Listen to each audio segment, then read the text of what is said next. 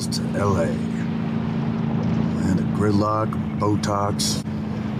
Oh. I do like the yoga pants, though. When was the last time we were in LA? About 10 years ago, doing a vengeful spirit? Man, that seems like forever ago, doesn't it? Hey. Trying to talk to you here. What? What are you listening to? Podcast. Why? All right, well. I need something to keep me awake, so crank it up. I mean, it's a history podcast. I like history, you know. Hell, we're driving a piece of history right here. Not that kind of history, dude. This is it's a podcast on the history of the Protestant Reformation. Oh. Yeah, that's what I thought. Welcome to Idling in the Impala, a podcast by and for lovers of supernatural and the fan fiction it inspires. I'm Sandra. Sam. Oh, wow. Don't judge a book by its cover. We thought we'd You know bring what? you some of our thoughts I'm on done some apologizing. themes Listening to that it run through is the research. Supernatural show. No. This first As a matter of fact, episode, we thought turn it we'd off. have a chat about It'll go the on. themes of family that run through Supernatural. So the family you come from versus the family you make for yourself.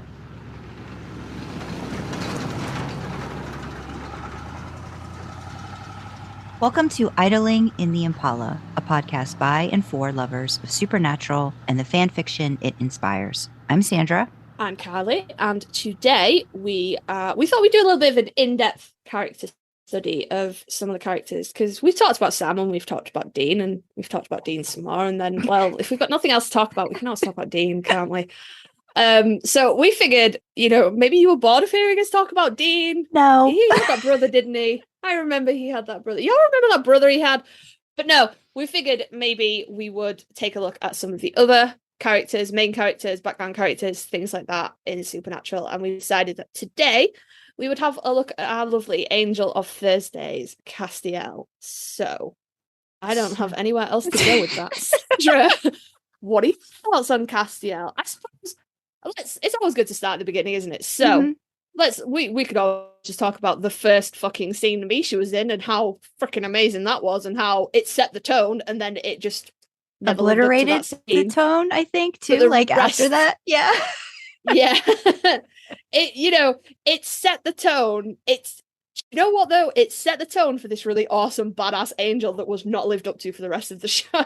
Yeah, I think that's accurate. And I think that's accurate for a lot of reasons based off of how Castiel ended up interacting and becoming a part of the boys' lives in general by choice, right? Because I think before that, it was mainly he was a soldier. He did what he was told.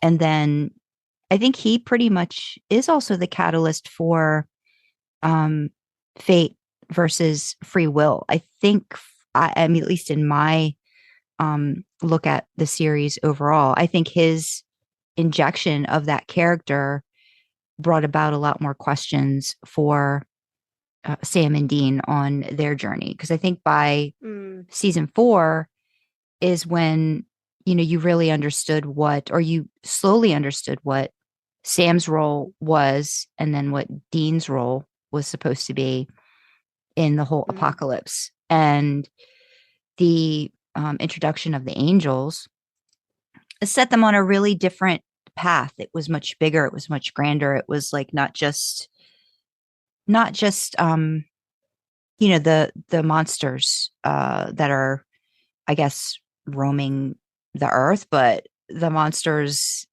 everywhere. And I know they'd started that with demons, but they really didn't throw the angels in there until quite a few seasons after, right? I mean, they introduced demons in the season 1, but you heard like little rumors of it, but nothing actual, a physical, like tangible, oh my gosh, here's an angel kind of thing. So I feel that, and I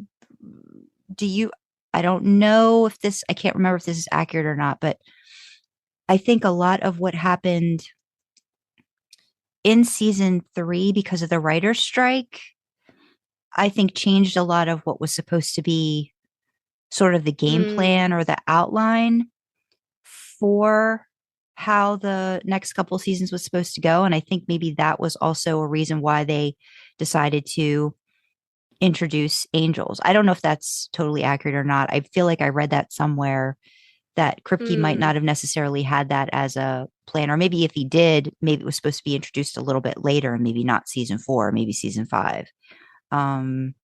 Yeah. So, because I think at the end of season 3, initially, was Dean supposed to go to hell? I feel like they were going to change that. Like he was going to get saved. But then I think the writer's strike just kind of made a muck of everything, and they just ruined it a little bit. Yeah. So I don't know. I mean, I think that they weren't necessarily, I just like how, again, and I think because we get years of a character and of a show, and that could be, people could say that's good or bad depending on the quality as it continues, but I think we got to see a big range of emotions, well, from a character who wasn't supposed to have any, really, and how that changed and grew based off of his experience with humanity, and then his choices and what that what that ended up leading to towards the end of the series. I mean, there's, again, and I know this will go back into, what people pull out from watching a show and like kind of what's there, but if you don't know to look for it, you don't see it, in terms of like, especially the relationship between Cass and Dean. So yeah, I mean, that's it. Initially, like, yeah, he was a total badass, and even like the way he talked and walked, and how very reverent. I think, I mean, Dean's always a smartass, but he does that to kind of like try to like, show that he's more of a badass than you are, and he can take you on or whatever. It doesn't matter. So he's going to stand up that way. But you could see in a lot of the early episodes with Cass, you can see him shrinking a little bit and being like, this is something I probably shouldn't be fucking around with, and I probably should shut my mouth. And yeah, I guess doesn't that lend to a little bit of Dom sub stuff anyway, just by definition? So I was just thinking that. I was like, early, like season 4, Castiel got that big Dom energy. That I don't need to shout and be violent to get my point across. I can just give you that look, and you'll fall into line. Massive Dom energy from, I mean, kind of, I don't know, he did kind of carry it all the way through. Like there was never a point in the show where I think you could have said Castiel was weak. Even when he lost his grace, he was never like, Chuck was weak, like, for all his bluster, there was nothing behind it. It was just that. It was bluster. Whereas I think, and I mean, you could say some of the later Knights of Hell as well. Specifically thinking of the one in the white suit. Fuck you. Fucking tying Gabriel up, sewing his mouth shut. Fuck you, that's my job. Anyway, moving on.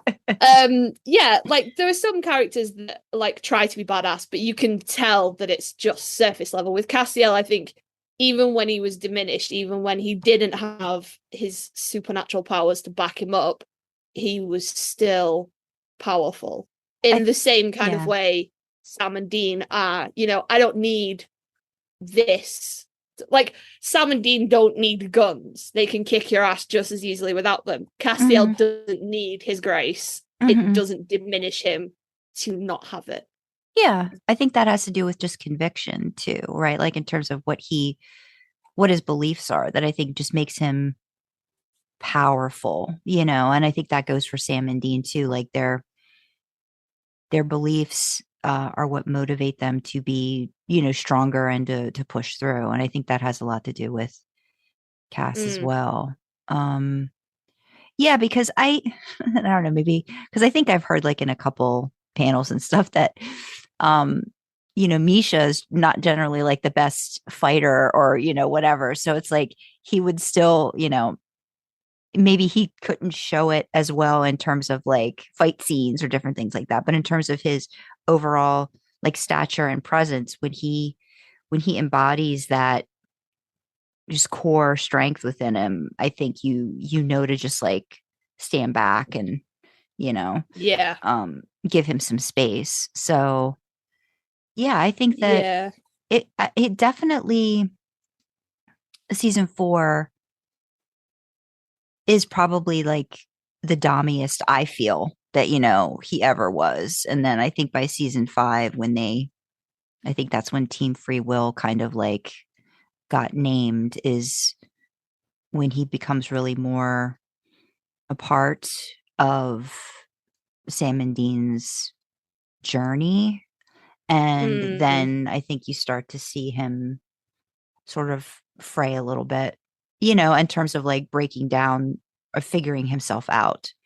So yeah, I mean, I guess in terms of just like being that soldier, I think that's probably how he relates to Dean a lot. And maybe how Dean relates to him, where it's pretty much just I'm just going to follow what my father told me and not question it until somebody asks you to question why you're doing what you're doing.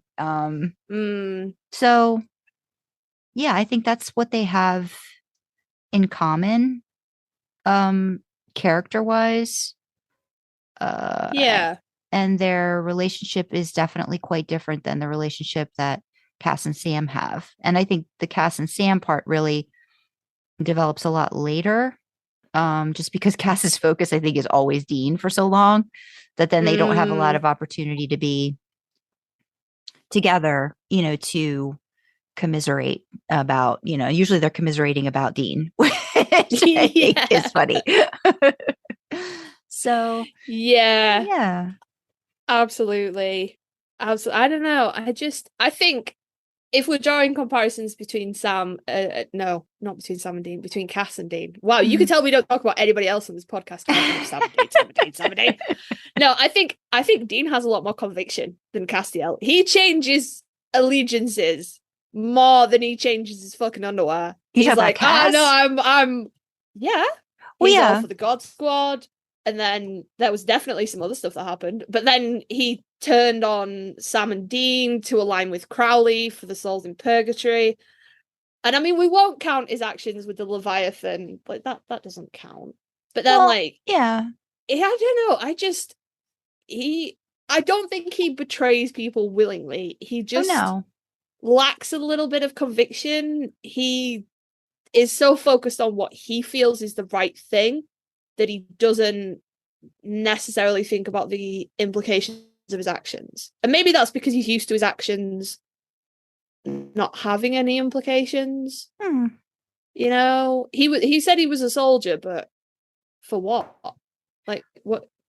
Well, in my experience, they ain't been doing much, because if the angels were fighting, there wouldn't be a need for hunters to deal with the demons, because the angels would be doing it, but they're not. So what's he a soldier for? What you doing? Yeah. That's the fucking story I want to hear. Fuck this Winchester shit. I'm not interested in John and Mary. We know what's happening there.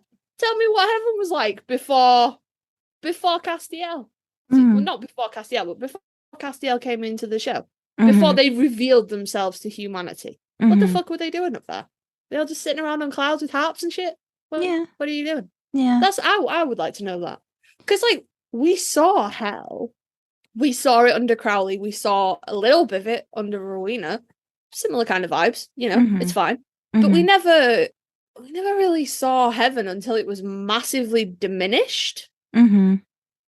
So I would, just figuring if it was just more of like a bureaucratic, like an office type situation, administration, just making things like, dotting the I's, crossing the T's, that kind of stuff, and not really just going about whatever was on your workflow, like to make sure that you had to deal with what your one job was. Yeah. But I don't know. because they didn't seem to be doing much. They didn't seem to be influencing things. They didn't seem to be. I'm confusing my fandoms massively here, because I'm like, did heaven make sure that Dean was born? And then I'm like, nope, that's Lucifer making sure Chloe was born. Nope, that's totally different. That's different show, different fandom, completely different. And I don't know, they just didn't seem to be. I would be interested in, in a behind the scenes of heaven pre-series, but we're not going to get that. We're going to get the fucking Winchesters. So, it's fine, I suppose. Well, I guess, I mean, too, if you're talking about like Chuck's whole plan, I mean, I feel like Chuck's whole plan was getting to the point where Sam and Dean got here, and then maybe once that happened, again, that's a whole Chuck thing, like with the writing and stuff.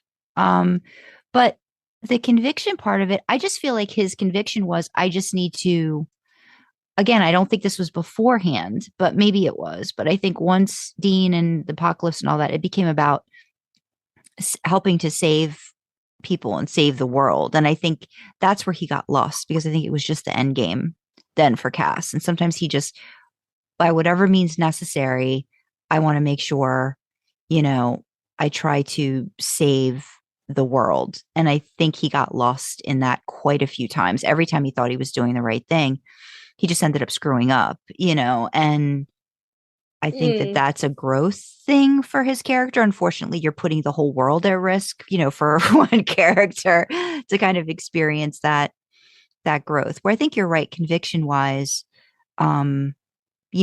Dean and Sam probably have that a lot more than Cass does, but I'm just thinking his wanting to save, and maybe, I don't know, wanting to emulate, maybe Sam and Dean a bit too, because maybe he just didn't, there wasn't much personality there. You know what I mean? And a lot of times you're trying to figure out who you are, and you learn by the people that you're spending a lot of time with. And those were the only two people that I think Cass ever really spent a lot of time with until he became human, for that short amount of time, and then really got to see more of what was going on. I mean, I know he saw the world and he was behind the scenes, but in terms of actual interaction, I think it was really just Sam and Dean when he first embodied, Jimmy Novak, and because he left that family right away. So he wasn't really learning from that. He didn't really learn about what a family was, I don't think, from anybody but Sam and Dean. And that's not the best way to learn about family. Oh God, is no. from Sam and Dean. So I think it's a matter of being a product of your family. And that's what we ended up getting with Castiel, Yeah. I'm just thinking of the Winchester crest now. It'd just be like, Winchester, we need therapy. And then there'd be like a demon blade and like a flannel shirt and like the Impala. And then you need 4 for the cover. What would be the 4th thing? Demon blade, shirt, Impala. What would be the 4th thing? God, I don't know. A motel key. Or something about the Men of Letters, maybe. Like, because that ended up really being, I think, a big part of it towards the second half of it. So maybe that. Yeah, it'd either be a motel key, or maybe it'd be the Men of Letters, the key that opens the bunker. But it'd have one of those like motel tags on it, so you know what room number it is. And then we could combine. They're not the greatest people to learn anything apart from crippling codependency. Yeah. And I mean, that's really what it all comes down to, I think, for a lot of the relationship between the three of them. It just becomes very, very unhealthy, and I mean, some people could argue, depending on how you're looking at Cass, is he doing a majority of this stuff because he thinks that that's what Dean would do, or because that's how Dean would, again, like, I just think I think initially, once he made the decision and he chose to turn away from God, I almost think Dean became his God in a way. Like, that was who he followed for a few seasons. But then, you've got the the soul thing with Crowley, and again, like making that very wrong decision, and then him becoming God for a really short amount of time, and then disappearing, coming back. And then from then on, every season, it's almost like, how did Cass fuck up? I think that becomes the thing. It's not necessarily how did Dean or Sam fuck up, even though they do take turns with that too. But I think you've got a majority of seasons that are more about how did Cass mess up something. Because that's that one scene in season 15, right? The breakup scene between Castiel and Dean, where Dean's like, Cass is like, I'm sorry, I made a mistake or something. And Dean says something along the lines of, why is it, whenever when something's messed up or, it's because of you, something along those lines. I can't remember the exact line, but basically like just saying it just to crush him, make him feel even more guilty.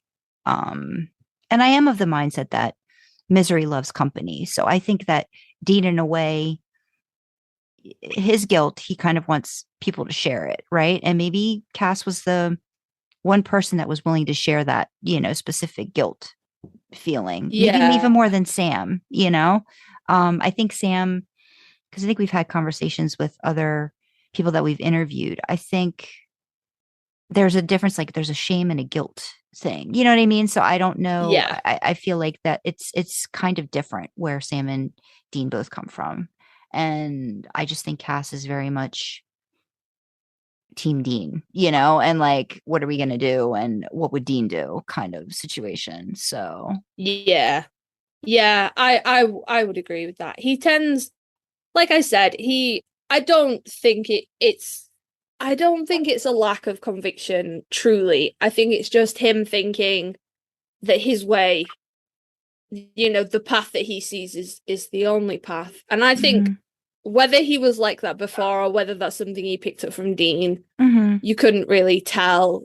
And I mean, although maybe you could say it's something more he picked up from Dean, because when he first arrives and they're just kind of like, just the angels are kind of feeling the boys out and just trying to see like what choices they'll make and stuff. He's very much like hands off, like, let's just see what happens. It's fine. Let's just see.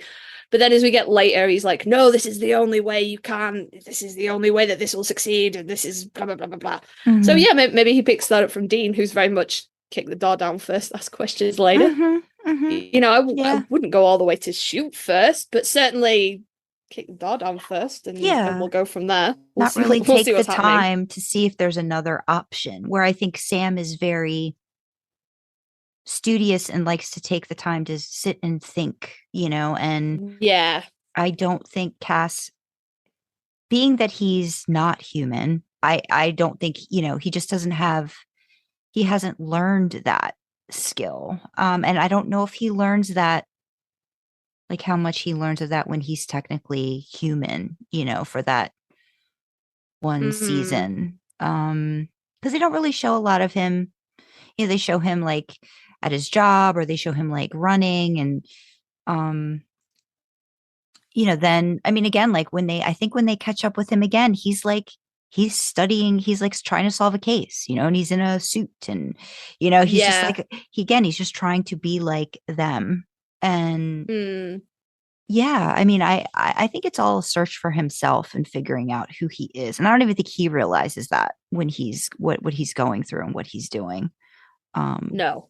Until probably the very end, of the show. So we can't talk about Castiel without talking about the end. And we can't really talk about Castiel without talking about Destiel, which is, I mean, okay. Like before we get into the end and before we get into that scene, I feel like I'm still mad with Misha, but I feel like there's no one else that could have played Castiel. Like some actors are born to a role. Nobody else could have done that. Yeah. He's so, and you know what? It's such a massive change from Misha's personality as well, who is, ostensibly from what you see from behind the scenes and like at cons and stuff. And we know that that's just another persona. Mhm. But he seems to be, pleasant, affable, up for a joke, Mhm. having to explain to his wife why there are bruises on his thigh, which is, that's fine. He has a very That's fine. sardonic, dry wit, right? Like that's something that I don't think you don't get from Cass, at least not like intentionally, right? You get stuff like his is very much He's playing funny. off of the fish out of water trope for a really long time. And I kind of miss that part of Cass towards the last few seasons. I mean, I understand it's not going to be a thing forever. He's going to learn, he's going to have experiences that are going to make him less of that. But the really first, I don't know, I guess up until like Metatron, like kind of like touches his forehead and gives him all this like pop culture, all this knowledge, all this stuff. Like, I don't think you get a lot more of that. And then after that, it's like, oh, well, now he's going to know the reference and now he's going to know this, or he's going to understand what that saying means a little bit and more. And then if the pizza man likes the babysitter,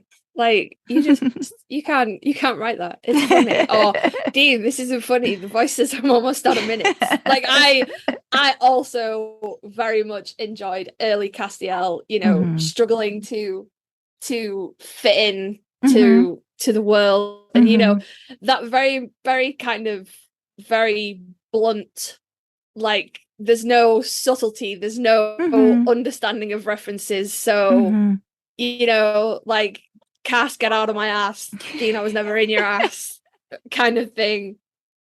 It just, Castiel, a little soundbite of Castiel is actually one of the notification tones I use on my personal phone. And it's my people skills are rusty. Yeah. And I use it for my group chat for work because my people skills are very fucking rusty. So it's just a little reminder when that notification comes through that this is not a fuck around and find out conversation. You have to be moderately professional when you answer this particular message. But yeah, I do miss that. I very much missed as you say, the fish out of water, the not understanding, the very blunt and literal Castiel. But I still think props to Misha. He's probably permanently damaged his voice for the rest of his life.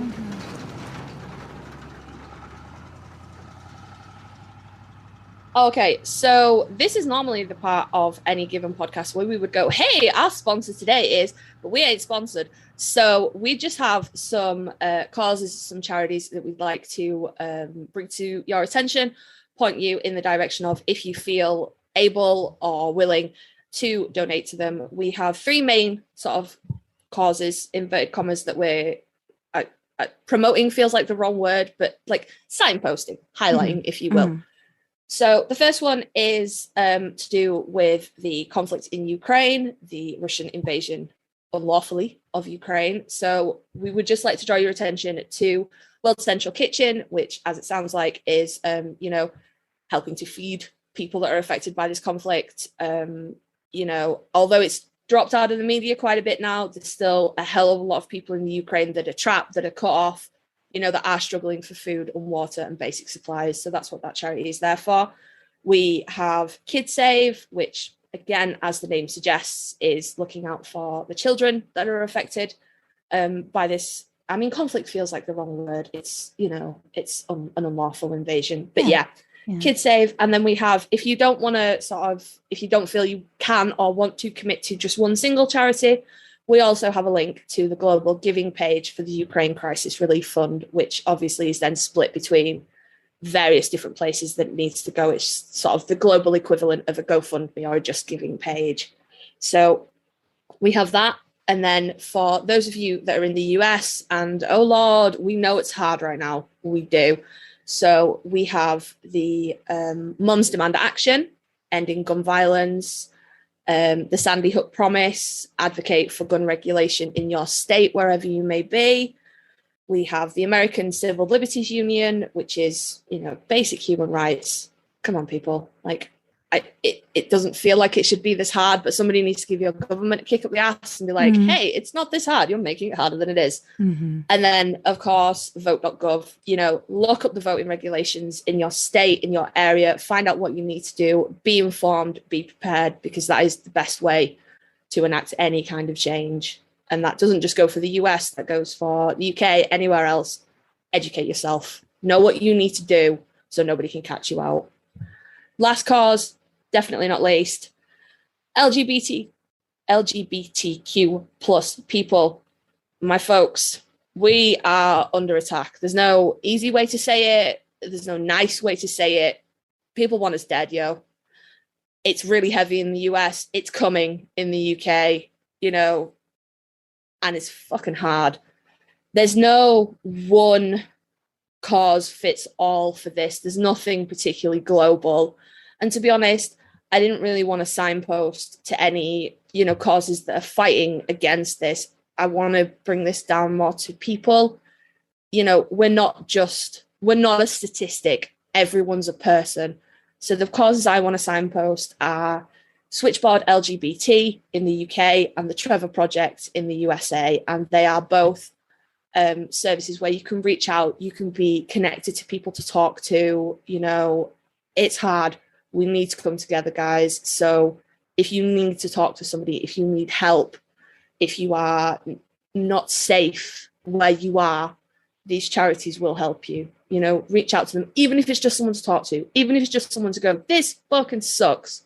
If you need that help, reach out as well. For anyone outside of the US and the UK, I'd like to draw your attention to the Trevor Project. Again, they have resources for international LGBTQ plus people, youth. We know that as much as it's hard in our countries, it's a hell of a lot harder in some other countries, and it's not easy to come out. It's not easy to be safe. So take a look at that link for some resources, some places to go for help, some ideas of how to keep yourself safe. So again, it's not a sponsor. We wish we had a nice, fun sponsor to bring you, but we know that it's hard, and we just want to point you in the direction of help for others if you can give it, and help for yourself if you need it. So back to the podcast, I guess.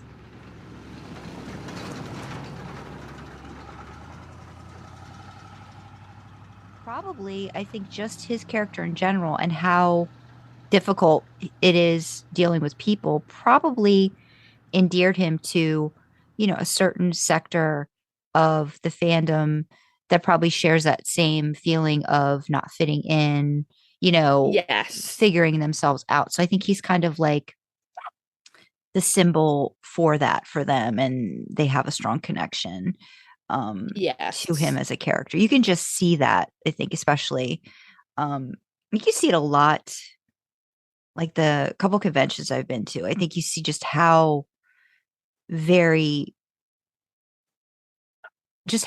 much Castiel is followed almost in a, I don't want to say cult like way, but and not in a bad way at all, but just it's just very blatantly there. Like, here, like, I want you to see me, which is how I think represents a lot of the LGBTQ plus community too. Like, being open about who they are, and that, shining through at a convention. I really like it. I think it's great to see where they feel welcomed and comfortable with themselves. Because I don't know if Cass ever got that, I don't think he did. He wasn't really ever comfortable with himself.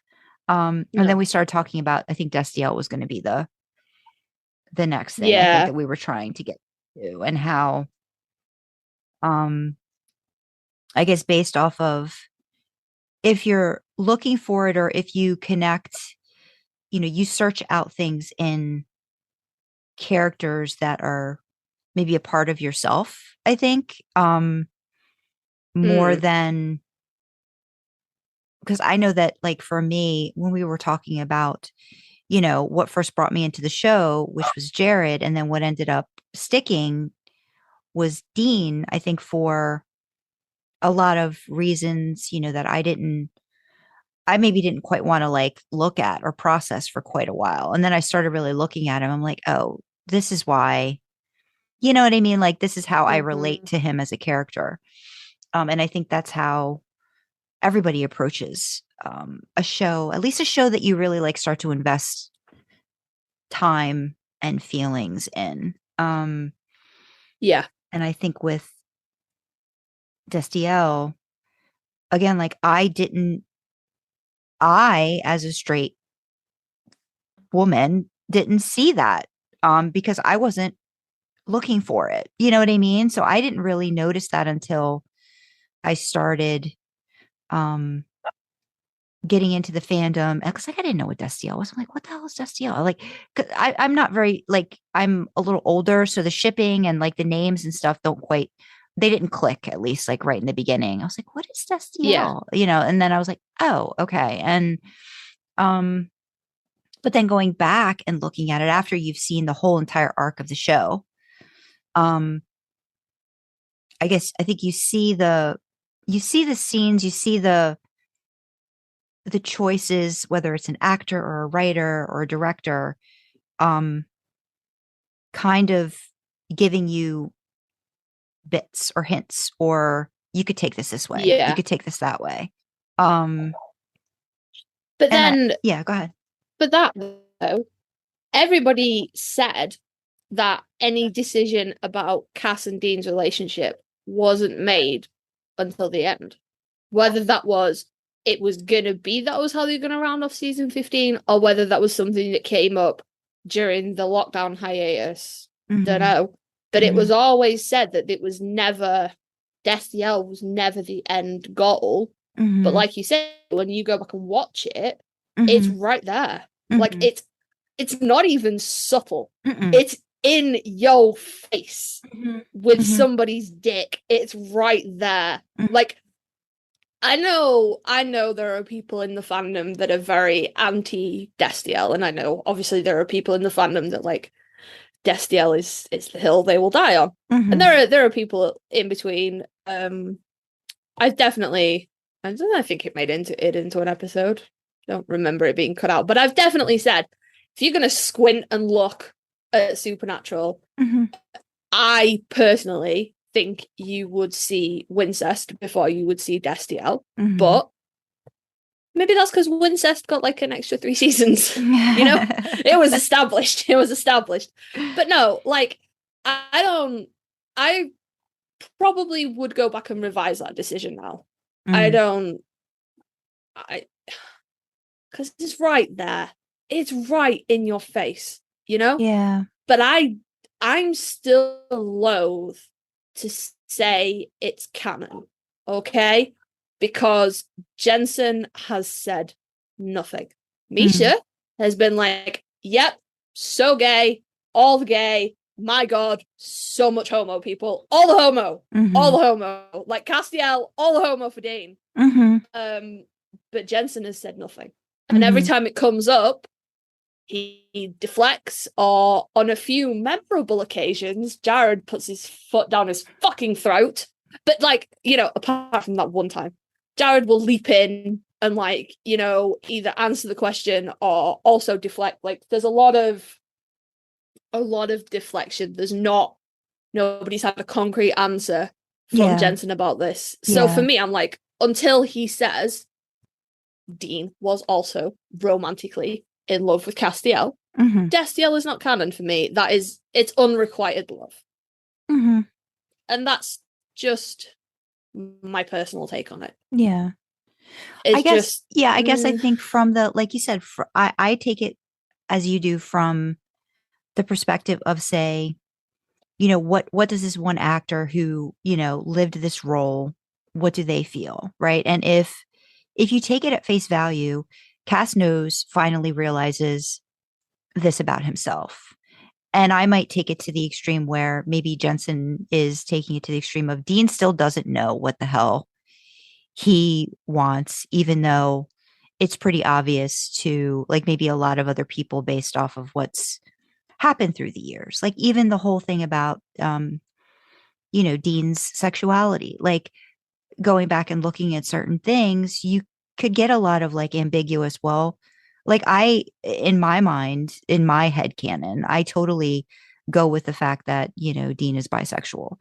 Um, in my head canon, but that's based off of looking at things again and seeing he could be bisexual, but still not understand that or be willing to accept that about himself. So it could still be a journey for Dean, as well as Jensen, coming to, because once that's out there, it's out there. And Cass, I can see wanting, or Misha,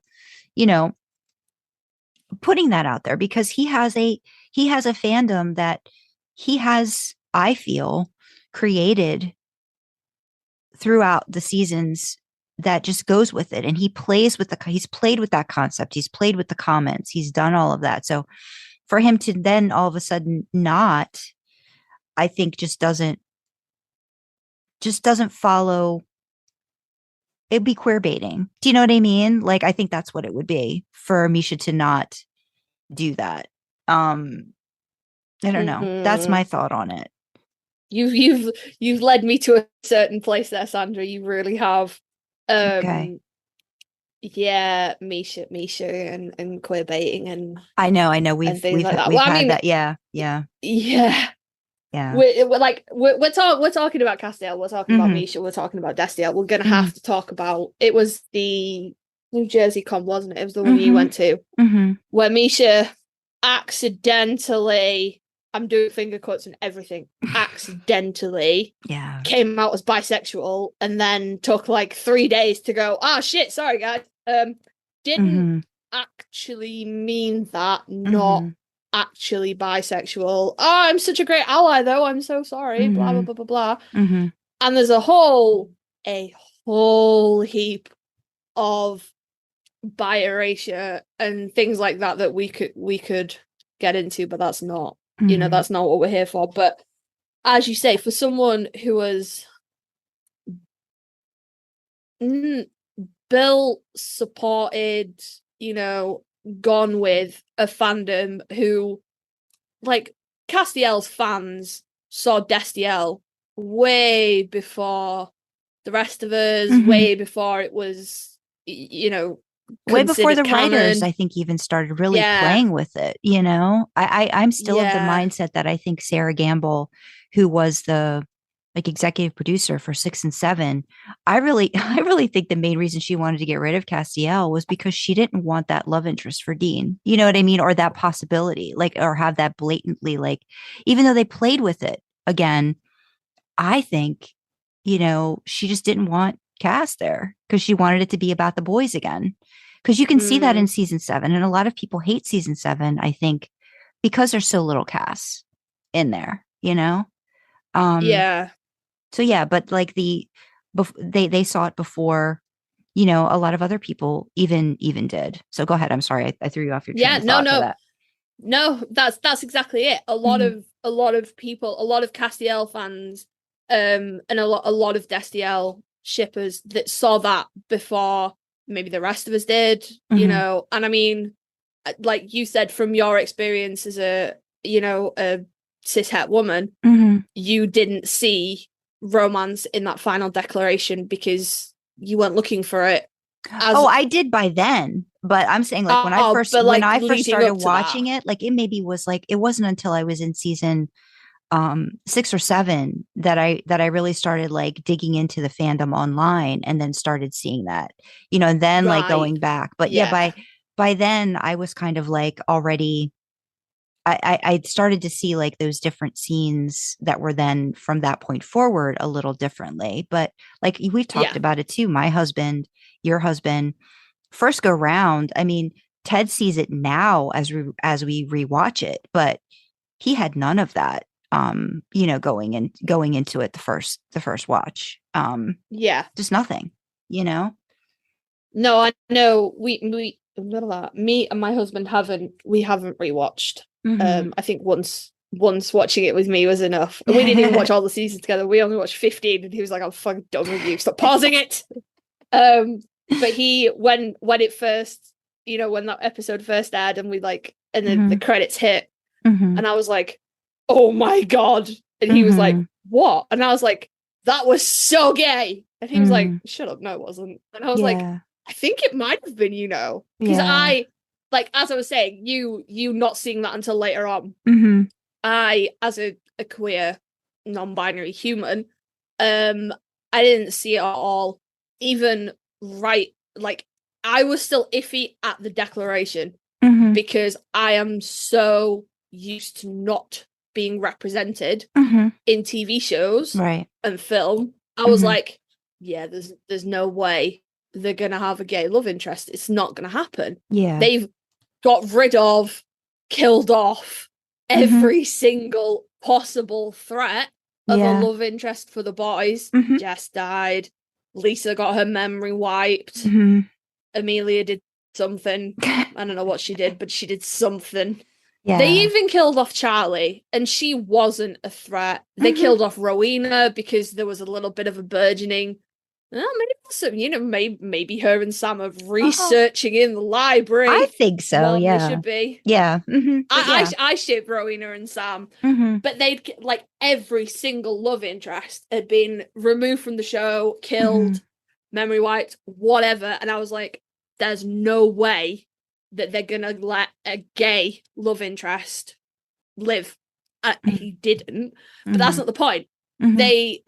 Every love interest that had even been alluded to Mhm. had been removed, and I was like, there's no way they're gonna turn around now at Yeah. literally the 11th hour and go, oh yeah, Cass and Dean were gay as fuck for each other. Sorry guys.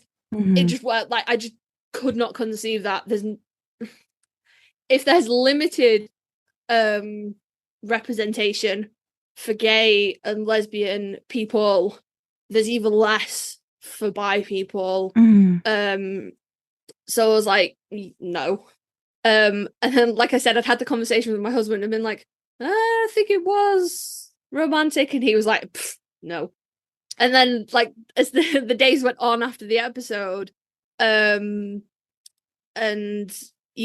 like, I was looking at things and I was like, the people are saying that it was, and he was like, no, I just don't see it. And I was like, well, I think you might be wrong. Yeah. I don't think, and again, maybe it's just because, but if you watch any romantic comedy or any romance or anything, that declaration is right, like the climax, the finale, the right before the two main characters get together. One's expressing what they've been feeling, and it, just hits the other one like a ton of bricks. It's a classic declaration of love. And I remember watching it that very first time. As soon as Cass started talking, like, because you know it's got to be the thing, because they hinted at it in season 14.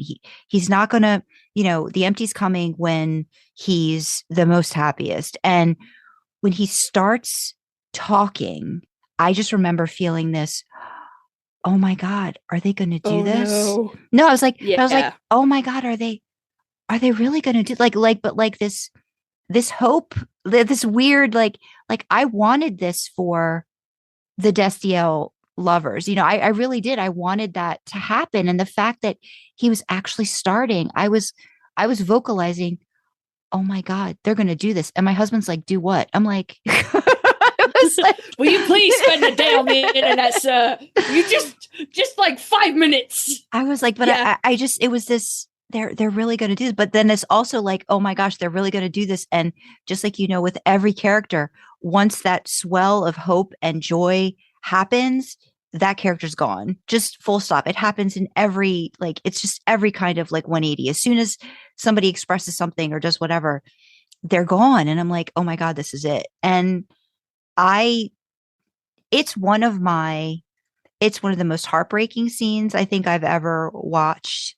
But it's also the most, I felt happy that they took that and they actually made it flesh, at least for Cass. Do you know what I mean? Like, they just gave him that ownership of his feelings. And honestly, I don't think in any other instance, even if, like, say Cass had survived that moment, I still don't think Dean would have been ready in himself to make that same declaration back. Cause I think he's still on that journey, right? Like that journey in particular for himself. Yeah. Where Cass finally came to terms with, this is what I've always wanted. This is what happiness is.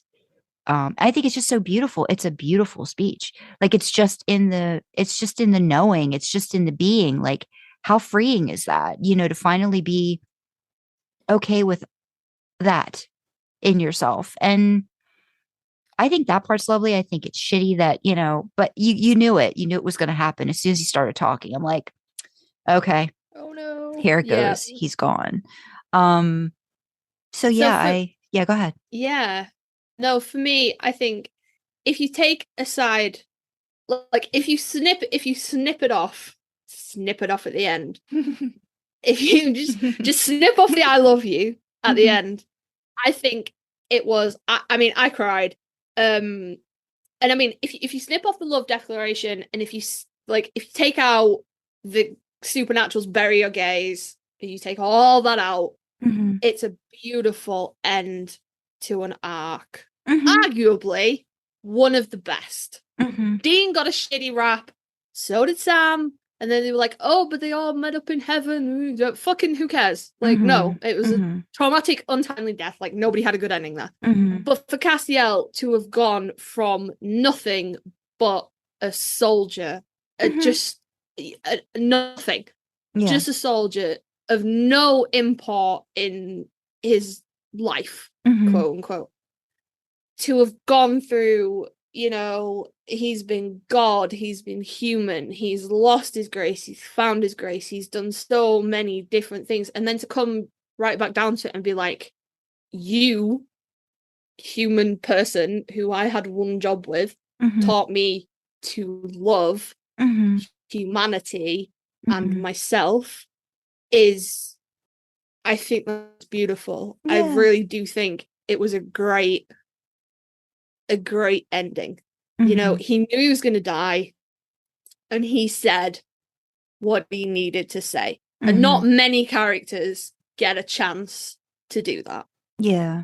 I know Rowena had a brief conversation with Sam before that, but overall, people, I suppose Ellen and Joe maybe, but people, it like, as is the nature of death, it tends to be very sudden. You don't always get that beautiful moment, where you get to say all the things you need to say to somebody. And I think that was a really good character moment.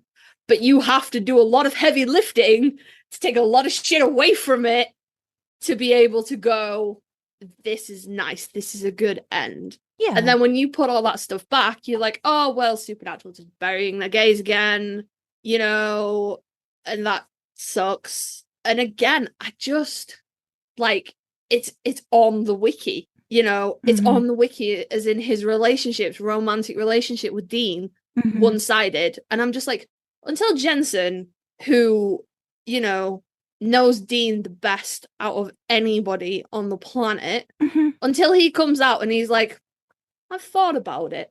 And I think Dean was really queer for Cass as well. It just won't be canon to me. It will just be unrequited love. And that's fine. I just think, getting it down to that one moment, it's a great ending moment for a character. But in the bigger scope of the show and everything else, it's kind of, I don't know. Like the whole Misha saying that he was bisexual and then having to turn around and go, sorry, made a goof, my bad. It's just tone deaf on the people, the powers that be for Supernatural, the writers, the producers, the other things in the film industry that I know loads of things about, definitely. Because they want to have it all, right? Like they want to have, they want to try to please everybody, and when you do that, you please nobody. So I think that's exactly, that's what they were doing. They were trying to have almost these multiple endings, right? That you could take in different ways and different experiences. And I still say, to the end of Sam and Dean's codependent relationship entailed everybody around them sacrificing, I think. for Sam and Dean. And you know, I mean, you could go back to, again, Ellen and Joe, Crowley, all these characters, all these great, these characters that had their own lives and arcs. A lot of them were cut short because of, well, it's going to benefit it. At the end of the day, it's got to get Sam and Dean to this place. And I think that's, that, you know, you could attribute to a lot of different things. And whether the actual writers of Supernatural are trying to cop out and say, oh, well, it was just Chuck, you know, however you want to do that and say that's why it was just a big shit show all here and there. It's still, it's still the sacrifice, right, that everybody's making for their benefit. And I think at the end of the day, it's Cass sacrificing all of himself for, again, what he feels is the greater good. And at the end of the day, the greater good for him is Dean. That's what I think it is for him at that point. So yeah, I mean, we've talked about this. That's one of the kind of the great things about fan fiction, right? And how somebody's view of something could be a total 180 from yours, or could take a right turn or a left turn, and they're seeing something in characters that you don't. And this fandom is very driven by different pairings, different ships, and different, you know, like you said, like the hill that they'll die on could be like one or the other, where I kind of just like, I do like hearing all of the different interpretations. And you know, my preference, no matter what, if I'm going to read fiction, it's going to be Dean with a female reader. That's just me. Like, you know, but I've read some Destiels that I really like. I've read some Wincest that I really like. So it's like, again, it depends on a lot of aspects of the writing, but like, that's my preference. So if somebody else wants to have their own preference, so be it. I do like reading and learning about that, you know, because that's the way that they'll even experience Cass, which I get the Dom part of it in the very first season, but like, I just don't, I can't wrap my head. I kind of have to think about that earlier character, I guess, to see that in, of course, it could be like, again, how we talk about Sam, and his Dom, you know, like behind the scenes rather than what you see front and center, you know, could be different behind the scenes there. Yeah. So yeah, I think fan fiction is just one of the greatest examples of how humans view things. I just think it's so great because everyone's coming from the same source material. We all watch the same 15 seasons, right? And the different views that people take and the different ways that they write this character.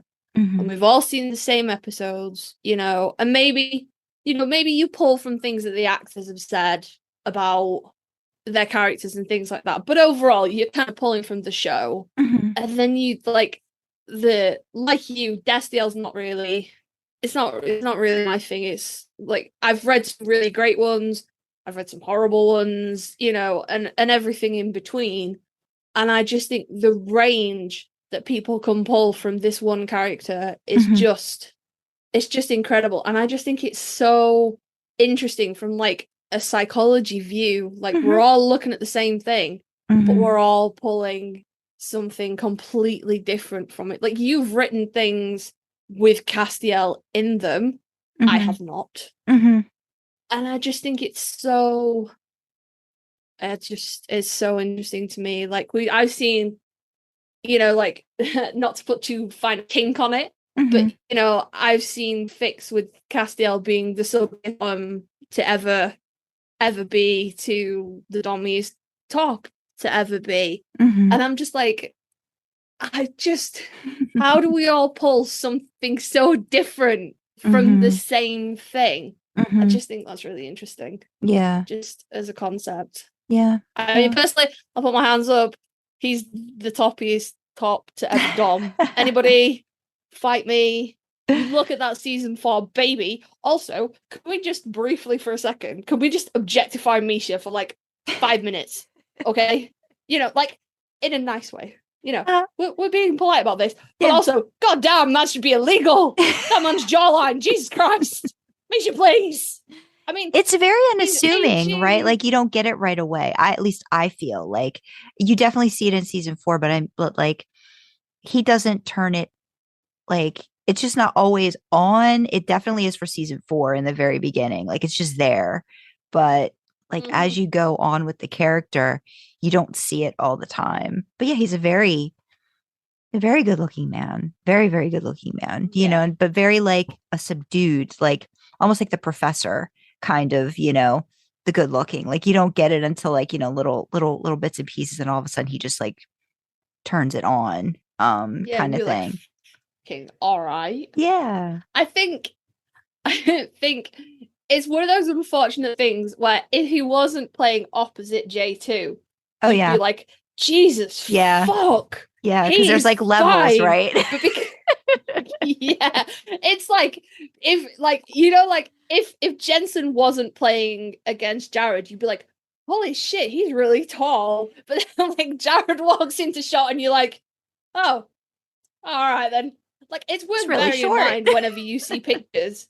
Yeah, whenever you see pictures of J2M together, it's worth bearing in mind that Misha is like 6 foot tall, Jensen's like 6'2", and they look like tiny people next to the fucking giant over there at nearly 6'5". God, damn. Anyway, moving on. So I do think it's like if you watched him, like if he was the lead in anything else, you'd be like, fucking hell, all right. Yeah. But then he has to play against freaking Freckles and Jawline over there, and you're like, what? It's season 4, I guess, for like 5 minutes. No, season 4, Baby Misha was damn fine, and he aged really well as well. Like he's not like that. Jensen's aging like uncomfortably towards the D word that makes me cringe, but there's no other way to describe it. Yeah. Jared doesn't seem to be aging at all, which is rude. Misha's aging like a normal human. Yeah. So you're like, you were really fine, like in your late 20s, and now you're okay. Yeah. You know? Yeah, no, he's like, I think he's a year younger. Yeah, he's a year younger he? than me. So I think he's like 48. I think he might have just turned, he's either going to be 48 or he turns 48. He's 48 this year because I'm find out. Yeah. Pretty sure Let's he's a year find out. younger than me. Yeah, he's 47. He's 47. Oh, its birthday's coming up. Yep. Yeah. The 20th. Oh, look at that. Yeah, he's 47. And Jared's just turned 40, and Jensen's he went 44 this year, didn't he? Yeah. So yeah, and he's just like aging like a normal human being. So you're like, oh, yeah, you know, like he's not unattractive, but he's just aging normally. But he's not like Jensen if you or were Jared. not, yeah, it's unfortunate that the nature of 15 years, 12 years on a show together. It's just that people will compare, and it's just like Jensen is fucking tall, but not when Jared walks in. Misha is a good-looking man, but again, because I don't want to be like he's not good-looking next to Jared and Jensen, because he is. Yeah, he's just there. But, oh god, I'm having that fucking thing again. And I'm like, Misha's going to be listening to this one in the car, going, "They think I'm ugly." I don't, Misha. It's normal. It's the normal beauty. It's the normal beauty that he has. It's not the supernatural beauty that Jensen and Jared seem to have like taken on. And yes, I do believe it's a demon deal of some sort that Jensen has. That's exactly what I was going to say. Misha in the car driving wherever you're going. Does it help if I tell you that I still believe you have your soul? And I don't think they do, because I just don't. That doesn't happen without selling your soul to somebody. But I don't know who they sold it to, because demon deals are 10 years, and that's been and gone. Unless they're just re-upping it every time, and it's just making it worse and worse for them when the time finally comes. That's the only thing I can think of too. Was that maybe they're like, well, we can get so much more out of this particular person that we'll give you another 10. We'll give you another 10. Let's do that. Maybe in our world you can sell a little bit, like here and there. Yeah, you can split it and sell a bit, like layaway. Yeah. Oh god, maybe that's it. But Misha driving in traffic I believe you still have your soul, and you are aging very well. You're still very attractive. You have you have made the life choices that have led you to unfortunately having to be compared to the soulless fuckers over there. I'm very sorry. Mm-hmm. Yeah. Yeah. I feel dreadful now. But yeah, no, I just want it noted. As much as I want to grab Misha Collins by the lapels and shake him and then make him sit down and listen to me rant at him about why what he did was so wrong and make him aware of what his actions have done. And I'm sure there's people listening like, oh, he made a joke. Like, if you want, people, we can do a whole ass episode on everything that was wrong with what Misha said when he was like, I'm bisexual, lol, no, I'm not. I'll do a whole episode on it. Sandra will just sit quiet and I'll just fucking run at you for an hour. It's fine. But I have to be like, you did Castiel good, you know? Yeah. I can't see anybody else playing Castiel. Right. In the same way, nobody could have played Dean, nobody could have played Sam. Nobody could have played John, unfortunately, which is a shame because I like Jeff. It's just not John. You know what would be interesting is, and I don't know, but like finding out who actually auditioned for Castiel, like if that's anywhere too, like what were the possible choices aside from Misha? You know, like who maybe auditioned for that role. Yeah, Google is giving me lots of answers. Will they have an answer for this one? Will they have an answer? Oh, for Castiel Supernatural, yes, you do have to put that in there, right? Yeah. Mark Pellegrino. No way. Listen to us Google live. That is literally what's happening. Mark Pellegrino, Nick Lucifer auditioned for the role. Never. The final two candidates were Misha and Pellegrino. Wow. Never. Oh my god. What's his face? Gil McKinney. Oh, he was Henry Winchester. Yeah, he auditioned. Young Henry You're Winchester. way too old to be Sam.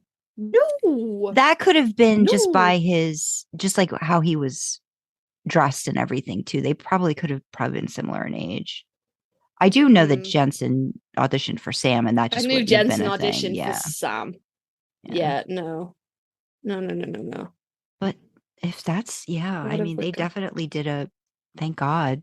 Oh, Lauren could have been a bomb-ass Ruby. She really could. Lauren Cohen played Bella in season 2. Definitely could have been a good Ruby. Kate Cassidy could have been a good Bella as well. Let's just swap those two around. Interesting that they just really flipped it. Yeah. Yeah.